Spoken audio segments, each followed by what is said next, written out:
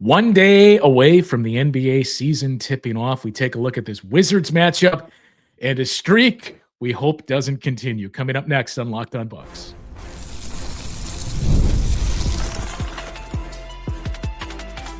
You are Locked On Bucks, your daily Milwaukee Bucks podcast, part of the Locked On Podcast Network, your team every day.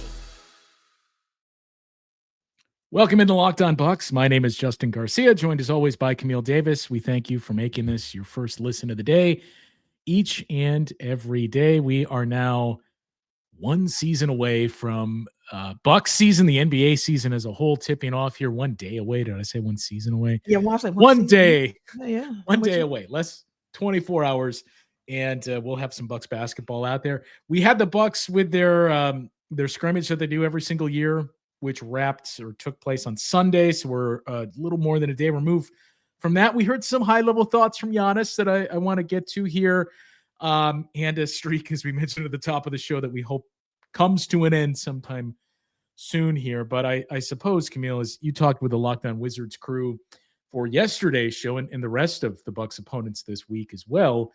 But with the Wizards coming to town, it means the return of Khris Middleton. We pointed this out and everybody had their thoughts on it when the schedule was released. And now it's here. The emotion of Khris Middleton returning to Milwaukee on the floor as a member of a different team and what that's going to bring. Yeah, it's going to be different. It's going to be really different as a fan. Just got so used to cheering on Khris Middleton. Since Giannis got here, Khris Middleton was a staple of that. So now for him to be gone, who became a franchise legend, it's going to be weird seeing him in a Wizards uniform. I still don't like seeing him in that uniform. But I'm happy that he's still in the league. I'm happy he's in a situation right now where he's going to be a valuable bet.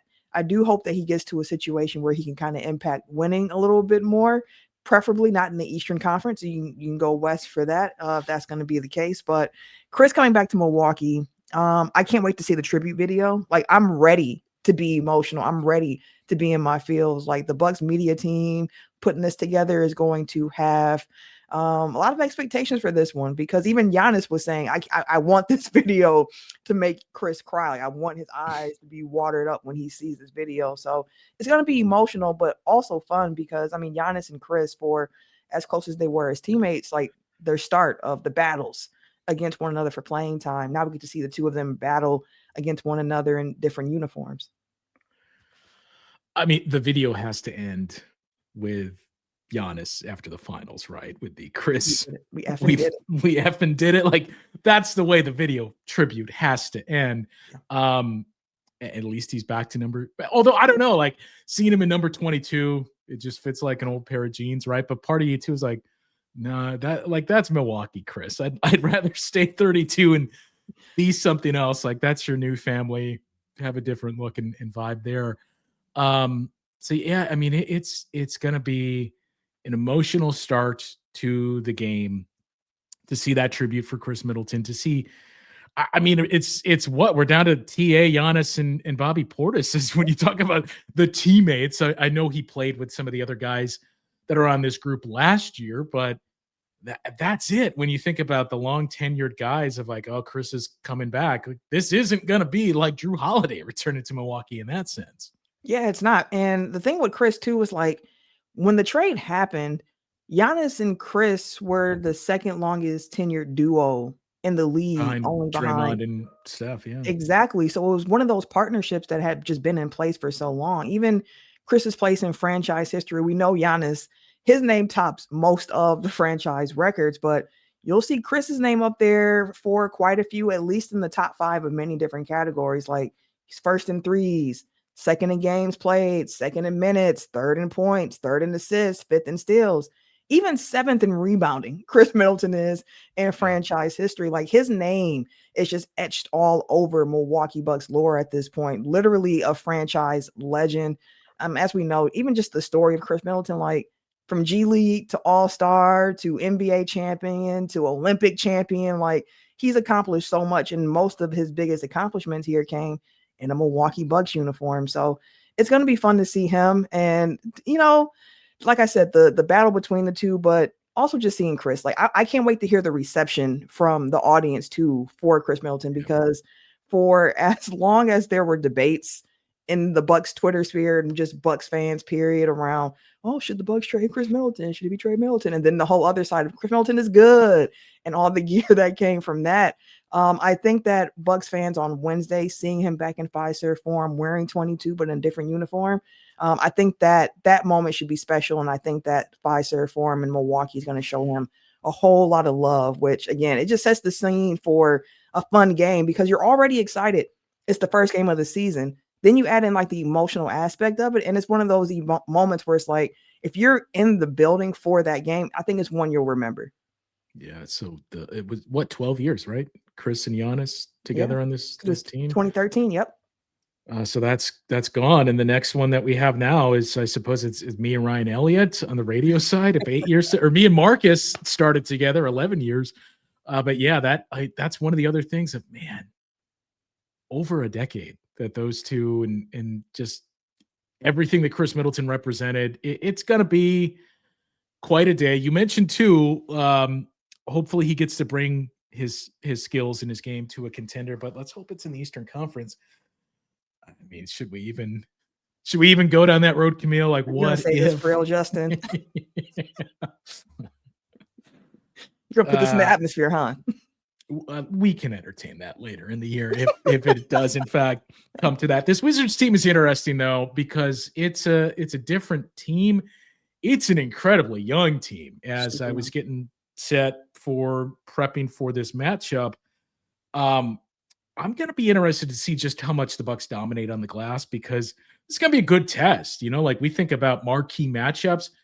This is certainly not that. I'm not trying to make that case, but for what we think the Bucks have evolved into and the style that they want to play, I think this is a really good opponent to kind of set as, you know, not like, hey, this is a big test, but this is a nice little baseline here, because this is a Wizards group, save for Khris Middleton and CJ McCollum.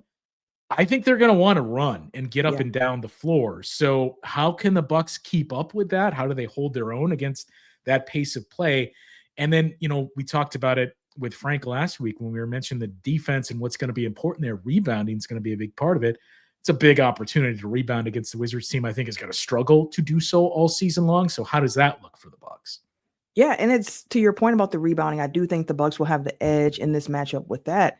But also how your point about you think this is Wizards team is going to play fast. Like, we know the training day bingo cards and the buzzwords, and this year it felt like a lot of teams are pace and play faster, and we want to get threes up. We're in great shape. We want to run fast. Yes, we want to get threes. Yeah. Everyone wants to move get the out ball. and run.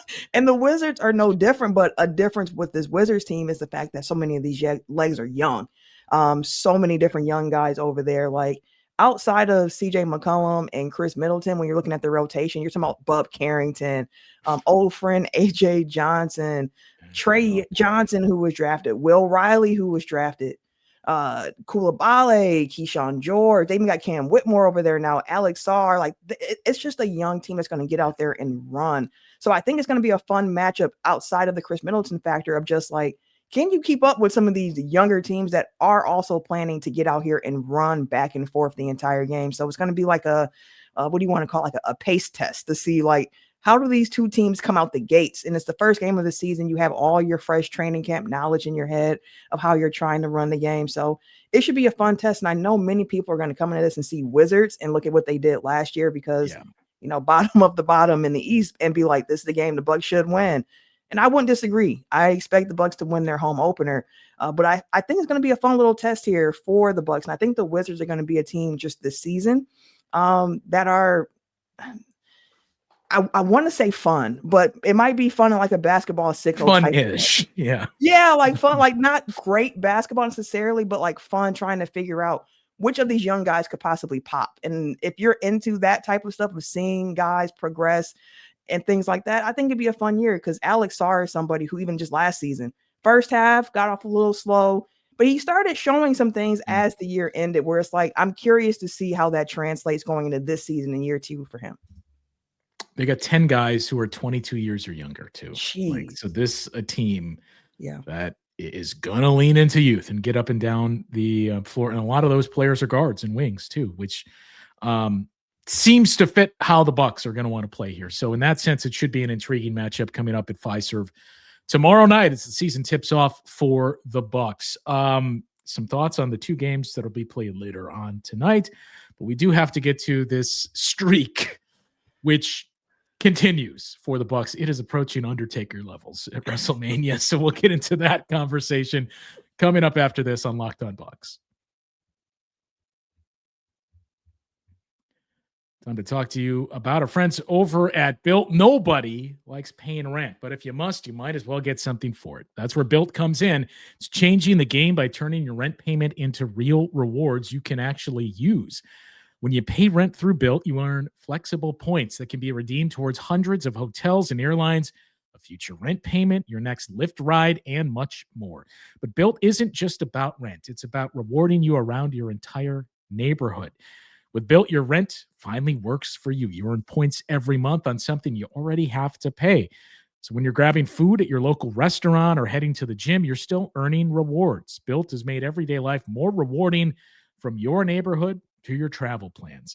So turn your rent into rewards and start earning points around your neighborhood by going to joinbuilt.com/LockedOnNBA. That is joinbuilt.com/LockedOnNBA. Make sure to use that link so they know we sent you.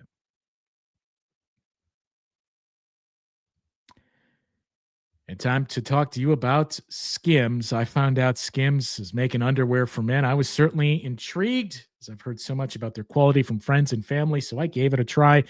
And I can tell you it lives up to the hype. Maybe you've had issues with underwear in the past, whether it be fit, comfort, or just finding the right style for you.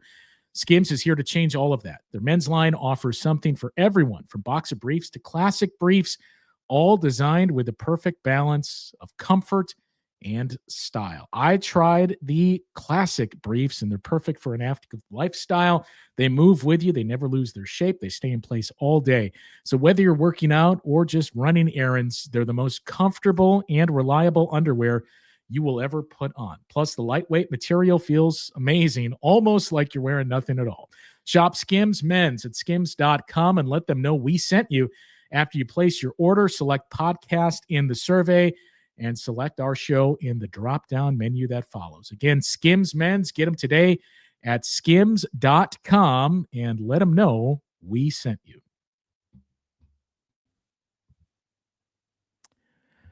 All right, Camille, the streak that has remained here. It is now, we just did this with Chris, so it keeps us 12 years, right? 12 straight years that a Bucks draft pick has not gotten a second contract. The last one to do so was Giannis Antetokounmpo.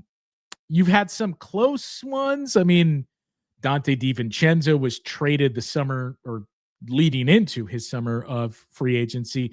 Malcolm Brogdon, I suppose, was the closest. We talked about this on one of the shows last week too.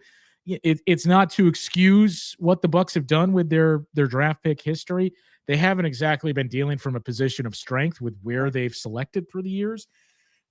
But you'd still like to see something stick and latch on here. So, I mean, I think we both shared our thoughts on the Tyler Smith and, to a lesser extent, AJ Johnson, but just the experience there. Nobody, or at least between the group of us, was proclaiming that Tyler Smith is breakout candidate primed, at least in the immediate future. But at some point, that's got to end. Like, we can't be going over a decade where it's just relying on external additions and development.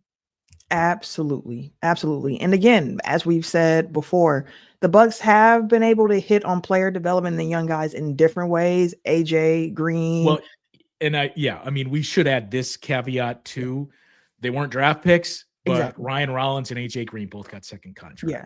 With them being two-way guys. So like that aspect of how the Bucks are scouting and developing, it's showing some fruit, right? But when it comes to the actual drafting of players, to that point, it just has not gone well for them. No second contracts.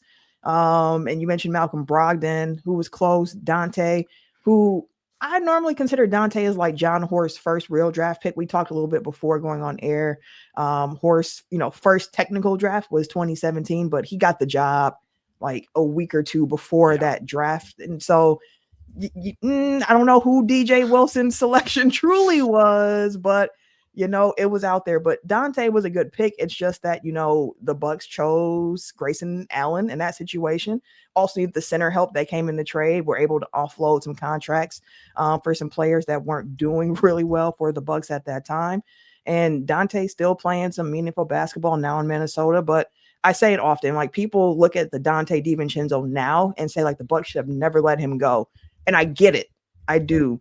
But I'm like, Dante's like a basketball butterfly effect type of player, in my opinion, because he himself has mentioned that his years in Golden State with Steph, with Clay, like that's what really helped sculpt him and kind of evolve him as a shooter. Yeah. So like if he never goes to Golden State, does he become the player that he is today? It's hard to say. So he's like a basketball butterfly effect kind of player, I always say. But looking at other guys, Jordan Nwora, who showed some flashes every so often, Marjon Beauchamp, Khris Middleton. Well, I mean, should we just go through go through the list. Go through the entire list. Go through the list. And you tell me which one hurts the most. And also John Horst was named the GM less than a week before the draft, the 2017 draft. He was still an internal candidate, so he was certainly involved in those discussions. But to your point, it's hard to say it was his full stamp and seal of approval here. Okay, so the first year post Giannis was another one of these. Like you only get to 10 plus years, 12 in this case, if some of these types of things happen. Jabari Parker, the second pick in the draft, doesn't get a second contract from the Bucks. And I know that was I think at the time that Jabari signed with the Bulls, it was 50-50 at best in terms of Bucks fans that were saying you're really missing a major opportunity here. As we saw, there was just not much left after that. Injury certainly a big part of it. Some of Jabari's doing as well, and some of his comments on defense and the importance of that. But injury is a big part of that. Yeah. So that draft, you had Jabari Parker and then 3 second-round picks, Damian Inglis, Johnny O'Brien, and Lamar Patterson, who was part of a draft day trade. Second year, and again, you see some of these names populate of, Rashad Vaughn was your first-round pick, 17 overall. Second-round pick, he never suited up for you, was part of a trade that brought you a player that didn't work out, but Norm Powell goes to the Toronto Raptors in that trade for Gravis Vasquez. I mean, I would think at this point, if you just were dropped into the NBA right now and the discourse going around it, you would assume, Norm Powell was the first round pick that year, not this guy named Rashad Vaughn. But Rashad Vaughn, another guy that you could just see, just never really panned out. Then we get to year number 3 of this trend. Thon Maker, the number 10 overall pick. Look, we heard all the hype from KD of this next MVP, and this another guy, Giannis, loved what he saw from him. You could certainly see tools and flashes, nothing consistent. Then after that, Malcolm Brogdon, Patrick McCaw, another draft day deal, but Brogdon was the closest we got to that second contract for a Bucks rookie. 2017, we mentioned technically John Horst's first draft. Those 2 picks were DJ Wilson at number 17. It feels like the Bucks were drafted 17 every year. And Sindarius Thornwell, who another trade ended up with the Clippers. Then we get to 2018, number 17 pick, Dante DiVincenzo. We set caveat and asterisk for names like AJ Green and Ryan Rollins. I suppose we got to apply one here too to 2019 because the Bucks drafted Kevin Porter Jr. and he gets a second contract, and in this case, a 4th contract now with the Bucks eventually. But KPJ, the number 30 pick in the first round in 2019, and that was the John Lure deal, I think. I think so. Because that was John Lure and Tony Snell, was it not? I thought Snell was 18. But either way, it was a shipping out. Either way, it saved the Bucks a cap move there. 2020, the COVID draft. How many people remember RJ Hampton was the Bucks' first round pick? It was not. Jordan Nwora and Sam Merrill was not a draft pick, period. He was an undrafted guy, or came over in the trade, I should say. So those two guys, obviously nothing latched on there. Isaiah Todd was a Bucks draft pick in 2021. And then you go to 2022, Marjon Beauchamp, another guy that you had very, very high hopes for, but didn't pan out. 2022, there was no second round pick. That was the tampering one, right? Where they were stripped of it. Okay, here's another one. I suppose, we say no second contract. He did get a second contract in June. So we can end this discussion right now. Our boy Chris Livingston, drafted number 58 in 2023, cut and then re-signed. So maybe we could just end this. And then you get to last year with AJ Johnson and Tyler Smith. But the point of it is, Camille, all those names, I mean, you got two on that list, three, I suppose, when we lump in way back when Norm Powell, three guys that proved to be rotational, serviceable NBA players, and actually four. I mean, that's to slight Jabari Parker. He was a rotational player, but four guys, right, with multiple picks going back 12 years. Nobody expects you to go 12 for 12 or 24 for 24 in that case, but you got to bat at a higher percentage than that. We absolutely do. And that's what we were saying last week when we kind of touched on the subject, when we were like, hey, Tyler Smith looks like the odd man out as well, which puts an official close to that 2024 draft class for the Bucks. They have to be better in that area. And that's just what that is about it. And again, like, I get that over the last few years in particular during the championship run, like rookies weren't necessarily prioritized, and different CBA, different ways to try to build your teams up. I get it.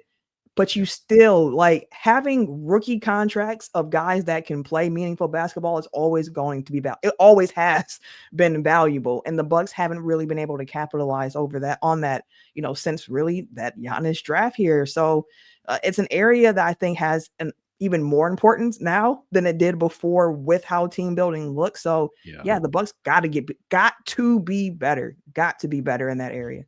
When you think about teams that we oftentimes associate, at least recently, player development with, and teams that have really thrived in those spots, this is the biggest opportunity for the Bucks, right? It's a stark contrast in what they've been able to do versus what the Bucks have been able to do with cultivating talent there via the draft pick in those years. I mean, I think, tell me if you think of any other teams, Camille, but two of the teams that always come to mind for me when you talk about drafting and developing young talent would be the Miami Heat and Toronto Raptors. And those are very, very different stories. So we'll look at those and the comparisons in just a second here, and visit some of the comments that Giannis had following the scrimmage, and see if you think of any other teams that come to mind for you as well. So we'll get to that coming up after the break.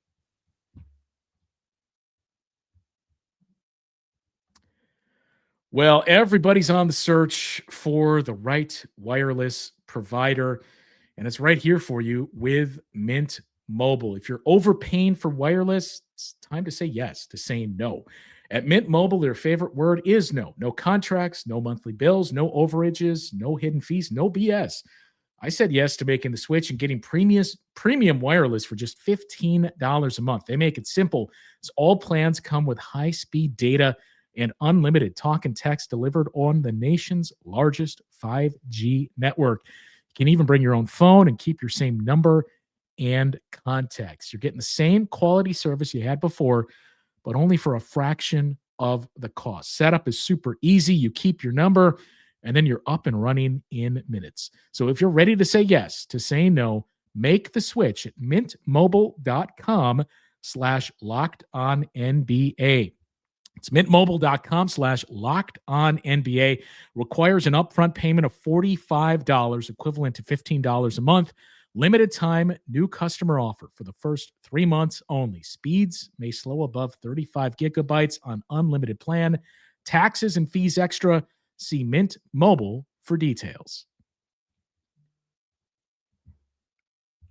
All right. The Miami Heat and Toronto Raptors in this same time span. And again, there's a difference in where some of these picks were, especially for the Raptors, if we're making that comparison. But here's the Raptors draft history since 2014. Bruno Caboclo, DeAndre Daniels, Xavier Thames, nothing really stands out there. DeLon Wright, NBA rotational piece. Jakob Poeltl and Pascal Siakam in the 2016 draft. OG Anunoby in 2017. DeJuan Hernandez, nothing came from him. Same with Malachi Flynn and Jalen Harris in 2020. And then 2021, Scotty Barnes and Delano Banton, one of them, an emerging Toronto Hope star. The other, certainly a rotational piece. Christian Coloco, anybody that watched the University of Arizona could have told you, I don't know how this is going to pan out. Grady Dick, who's become a starting caliber player. And then Jacoby Walter, Jonathan Mobo in 2024. And then this year, we'll see Colin Murray Boyles, the first round pick. So, I mean, you at least see a couple of stars, or at least very good beyond replacement level starters there. And OG Anunoby, certainly an extremely talented player. Jakob Poeltl, starting caliber big man. Pascal Siakam, second best player on a conference champion team. So a lot of success there for the Toronto Raptors. Now, the team success, different story, right? But individual scouting, big story there. Miami, the guys that stand out through the years, Josh Richardson was a second-round pick. He is now finally out of the league, but he was a long-time rotational piece. Justice Winslow didn't really hit it there, but Bam Adebayo, Bol, Tyler Hero, Precious Achiuwa, Nikola Jovic, Jaime Jaquez, Khalil Ware. That was the run Miami has been on since 2017 with hitting it out of the park, or at least hitting doubles with the draft. I mean, that's how you're able to remain at that spot. And we can say, well, Miami's not been to the spot they were when they reached the finals, or where that caliber team fine. They're always sniffing around the playoffs because they have that type of talent through the draft.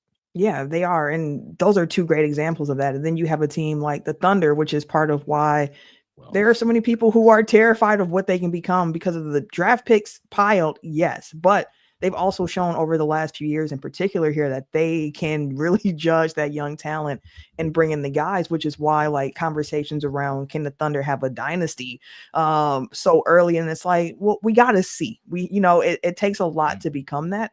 But having the draft picks, if guys' contracts are getting too expensive, being able to have young players you trust to kind of come in, fill in those spots, and continue moving as long as you got your core together seems to be the way the Thunder are going to approach that. And then you have a team like Memphis who might not be through the draft, but the undrafted gems that they've been able to find, or some of the late round draft picks like a Jalen Wells last year.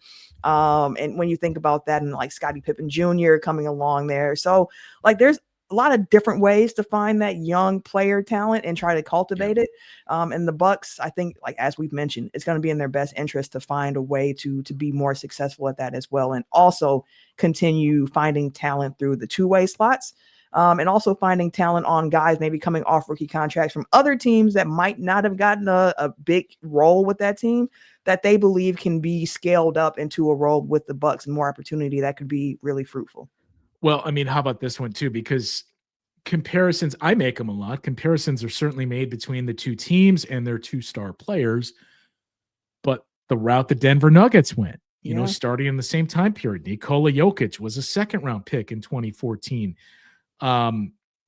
You had other names, Jamal Murray, a first-round pick in 2016. Malik Beasley, they drafted in 2016 as well. Juan Hernan Gomez was a rotational piece. Monte Morris and what they got out of him through the years. Michael Porter Jr., again, a lottery pick in that case. Bones Highland and Christian Brown, both developed into rotational players. The one that I think every single Denver Nuggets fan would tell you we'd like to have back was the draft day trade that sent Donovan Mitchell away for Trey Lyles. But Denver was able to find those at least rotational guys, like when you think about pieces like Christian Brown and Bones Highland, Monte Morris, even, like those are guys that in the case, I mean, the comp is a lazy, easy one to make here with Christian Brown, but like a Dante DiVincenzo type of player that the Bucks at least started to find that. And you need to supplement more of those because I think what we've seen the last 2+ years and going into this year for the Bucks is a team that kind of exhausted its resources and was unable to replenish from within with young guys. Whereas Denver at least had some of those guys. A lot of these other teams that we mentioned have had some that they could plug in. Nobody to the level of, the Oklahoma City Thunder, but you at least need 1 to 2 of those guys in the pipeline. Maybe the Bucks, we think, have it now with some of those names they didn't draft, but have been able to retain and develop. But this is one of those things you don't really see the effects until a couple of years down the road. And it feels like that's where we're currently at. Yeah, it does. And to that point, as we record this, Christian Braun agreed to a 5-year, $125 million rookie contract extension, which, again, they were able to find a valuable role player there through the draft. So it's an area for the Bucks to continue to try to improve in. But one thing that we mentioned talking about here as we get ready to wrap is Giannis's praise, of what they've been able to put together this season. Like, although it didn't come together with that 2024 rookie draft class, being contributors to the 2025 team and what have you, it's a group of guys right here that Giannis himself has talked about feeling really confident in and thinking that this can be a group that could be really dangerous this year with the amount of shooting and playmaking and defense that they have on the roster. So a lot of different ways to build a team, as we know, and the Bucks might have found themselves in a position here where they're getting guys from other teams that they're just like, hey, we think we actually have something that we can kind of mold and cultivate here in Milwaukee around Giannis.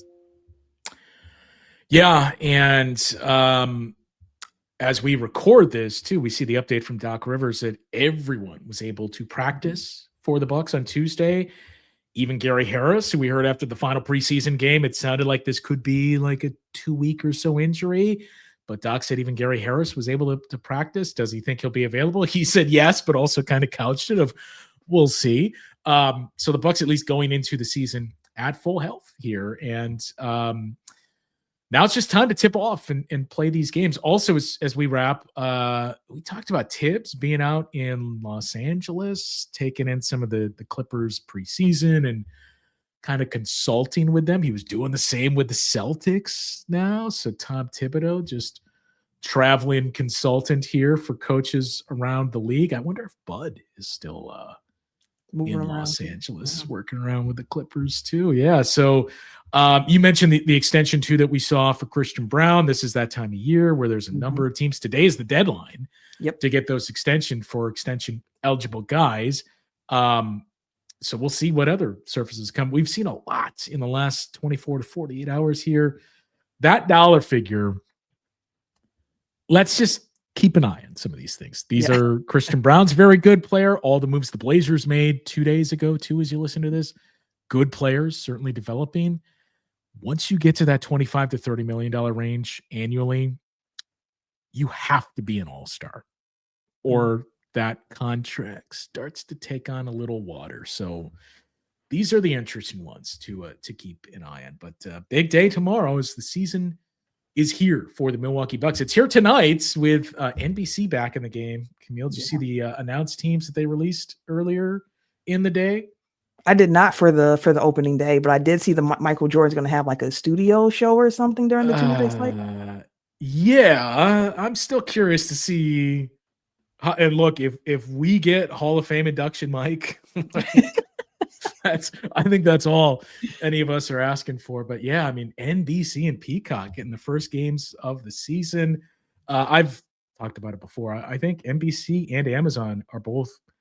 I think they're both going to be really good, and it's going to start to push things forward. Even hearing from people who attended what Amazon put together a couple weeks ago for broadcast and what they're trying to push here and trying to get away from the off the court storylines. And is this player better than this player? Like to your point of Michael Jordan and what his role is going to be. It does seem like the message has been clear from the league of let's celebrate the game here and let's get former players that can talk about some of these scenarios and not get into a whole lot of would you rather here with our broadcast. Yeah, I could definitely see that. But even from preseason, like the NBC broadcasts have been pretty good. So I'm excited to see them this season because it feels like it's just a love for basketball. It's what's being promoted through how they're trying to talk about the game, their halftime segments. We'll see how long it lasts. But it's definitely been refreshing. All right, leave your thoughts in the comments. What was the Bucks draft pick they missed biggest on? What's the one that hurts the most? I'm curious to see. Miss biggest and hurts the most are two different ones, right? But hurts the most, especially when we're comparing it to getting that second contract. I mean, it's very clearly Dante DiVincenzo or Malcolm Brogdon. I still think it's Malcolm because I can't help but wonder. We both agree if Khris Middleton doesn't get injured in 2022, at the very least, the Bucks are winning the Eastern Conference. I think they're back-to-back champions. I can't help but think, too, if you kept Malcolm Brogdon, did you have enough in 2020 that you could handle the Miami Heat? And we're talking about a Bucks dynasty here, but leave your thoughts in the comments and we'll get to them on the upcoming shows. We'll have a post game from the season opener coming up. We got 2 games this week to deliver post games on. We'll have a weekend show recapping the second game of the season against the aforementioned Toronto Raptors, and then a big show coming your way tomorrow. We'll leave it at that. That'll do it for today's show. For Camille, I'm Justin. We'll talk with you guys once again tomorrow on Locked On Bucks.